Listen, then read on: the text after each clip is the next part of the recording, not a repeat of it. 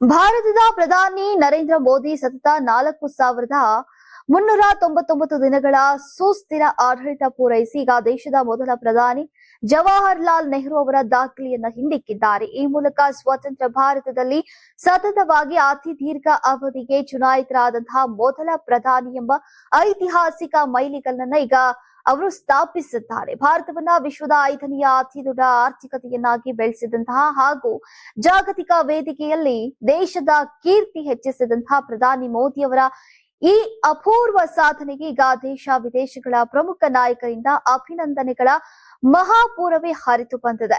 ಭಾರತದಲ್ಲಿನ ಯುಎಸ್ ರಾಯಭಾರಿ ಸೆರ್ಗಿಯೋ ಗೋರ್ ಅವರು ಸಾಮಾಜಿಕ ಮಾಧ್ಯಮ ಎಕ್ಸ್ ನಲ್ಲಿ ಪೋಸ್ಟ್ ಮಾಡಿರುವ ಅವರು ಈಗ ಭಾರತದ ಅತಿ ಹೆಚ್ಚು ಕಾಲ ಚುನಾಯಿತ ಪ್ರಧಾನಿಯಾದಂತಹ ನರೇಂದ್ರ ಮೋದಿ ಅವರಿಗೆ ಅಭಿನಂದನೆಗಳು. ಈ ಸಾಧನೆಯು ಅವರ ದಶಕಗಳ ಸಮರ್ಪಿತ ಸಾರ್ವಜನಿಕ ಸೇವೆ ಹಾಗೂ ಪ್ರಬಲ ನಾಯಕತ್ವಕ್ಕೆ ಸಾಕ್ಷಿಯಾಗಿದೆ. ಅವರಿಗೆ ಶುಭ ಹಾರೈಕೆಗಳು ಅಂತ ಬರೆದಿದ್ದಾರೆ. ನೈಜೀರಿಯಾ ಅಧ್ಯಕ್ಷ ಬೋಲಾ ಅಹಮದ್ ಟಿನುಬು ಅವರು ಈ ಐತಿಹಾಸಿಕ ಸಾಧನೆಯು ಭಾರತದ ಜನರು ಸತತ 3 ಅವಧಿಗಳಲ್ಲಿ ಅವರ ನಾಯಕತ್ವದ ಮೇಲೆ ಇಟ್ಟಿರುವಂತಹ ಅಚಲ ವಿಶ್ವಾಸಕ್ಕೆ ಸಾಕ್ಷಿಯಾಗಿದೆ. ಪ್ರಧಾನಿ ಮೋದಿ ಅವರು ನೈಜೀರಿಯಾದ ಆಪ್ತ ಸ್ನೇಹಿತ. ಅವರ ಬುದ್ಧಿವಂತಿಕೆ ಮತ್ತು ಧೈರ್ಯ ಪ್ರಪಂಚದಾದ್ಯಂತ ಲಕ್ಷಾಂತರ ಜನರಿಗೆ ಸ್ಫೂರ್ತಿಯಾಗಿದೆ ಎಂದಿದ್ದಾರೆ.